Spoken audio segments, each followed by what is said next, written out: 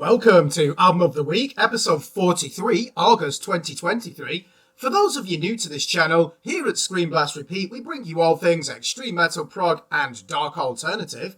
You can read our daily reviews at www.screenblastrepeat.com. As a reminder, our definition of Album of the Week means our favourite record from a short list of 8. Today, we review the sophomore album from Brazilian death metal vixens Crypta.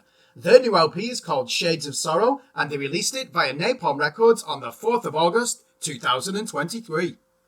Luana D'Ameto and Fernanda Lira set tongues wagging in 2020 when they left Brazilian death thrash heavyweights Nervosa.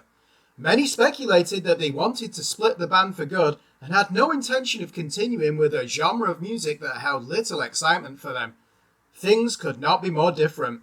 The duo returned in 2021 with a more technical death metal outfit and released Crypta's debut album to critical acclaim. Echoes of the Soul stayed close to the morbid angel boundaries of classic death metal with a big focus on guitar chops and intense drum work, and it secured minor chart success in Germany. Screen Blast Repeat called it a well-polished record that feels like a middle ground of extreme genres without feeling overly ambitious or unique. This is not the case with album number 2. Shades of Sorrow is an ambitious record with a wider palette of influences than its predecessor. The most notable aspect of this record is its confident delivery. Clearly, the band enjoyed productive writing sessions in the pre-production phase of Shades of Sorrow. No two guitar riffs are the same. Many compositions thrive on dynamic tempo changes, and the drum snares reverberate with that classic dry sound from the 1990s. Fernanda Lira plays her part to perfection as the vitriolic death metal anti-heroine. Listen to her extended roar at the beginning of Dark Clouds as she opens a metallic tour de force of non-stop carnage.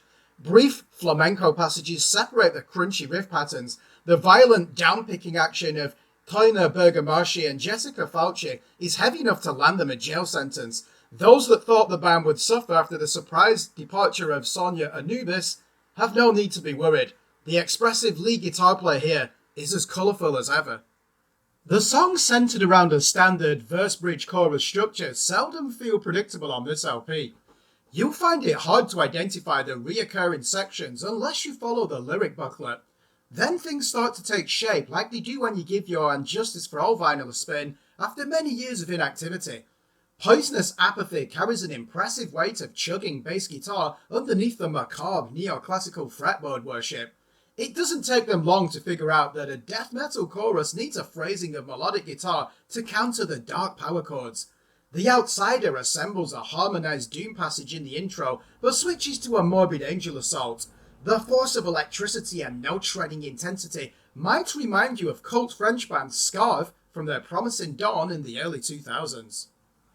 Like all good metal bands, Crypta know that an over-reliance on fast tempos can mask songwriting weaknesses. Stronghold thrives on a spiky, up-tempo punch, like the latest Memoriam album. Gregor McIntosh would be impressed by the string-bending melodies of the chorus. You think this will evolve as a standard rock structure, but D'Ameto and Lira tease the second cycle of verse and bridge by inserting clean passages and instrumental renditions in place of the gritted teeth rasp of another chorus. It's clear that Death's 1995 Symbolic album has pride of place in the band's record collection. Nervosa were always more influenced by Chuck Schuldiner's earlier work, but Crypta have the musicianship and love for expanding the boundaries of death metal without sacrificing its primal edge. Trial of Traitors is a standout at track 8. Here they weave the contrasting guitar patterns and work the transitions with ease. The behemoth arpeggio in the bridge will surprise you as much as the reoccurring blast beats.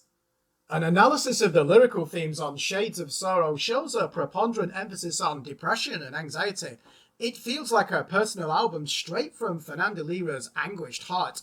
Claustrophobia, persecution, and vengeance are as common here as the virtues of fortitude and survival. Down in the pit of defeat, couldn't witness the dawn upon me. In the depths of desolation, intangible surface out of reach, she snaps on the excellent Lord of Ruins.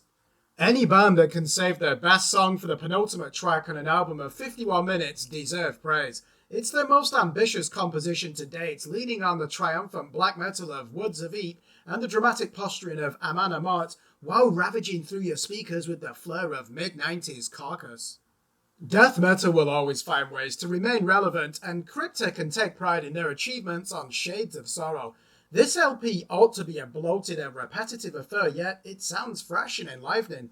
That's because it's straight from the heart and a product of the head. And so, after much consideration, we award this album an 8 out of 10. If you like this album, we recommend you check out the following records: the 2021 Human Failures album from Polish death metalers Catharsis, Death's 1995 classic Symbolic, and Blood Red Throne's 2021 LP Imperial Congregation. Thanks for watching. Remember to like and subscribe to our YouTube channel, follow us on Facebook, and more importantly, please visit our website at www.screamblastrepeat.com for the latest album and EP reviews from established, up-and-coming, and unsigned artists in the worlds of extreme metal, prog, and dark alternative.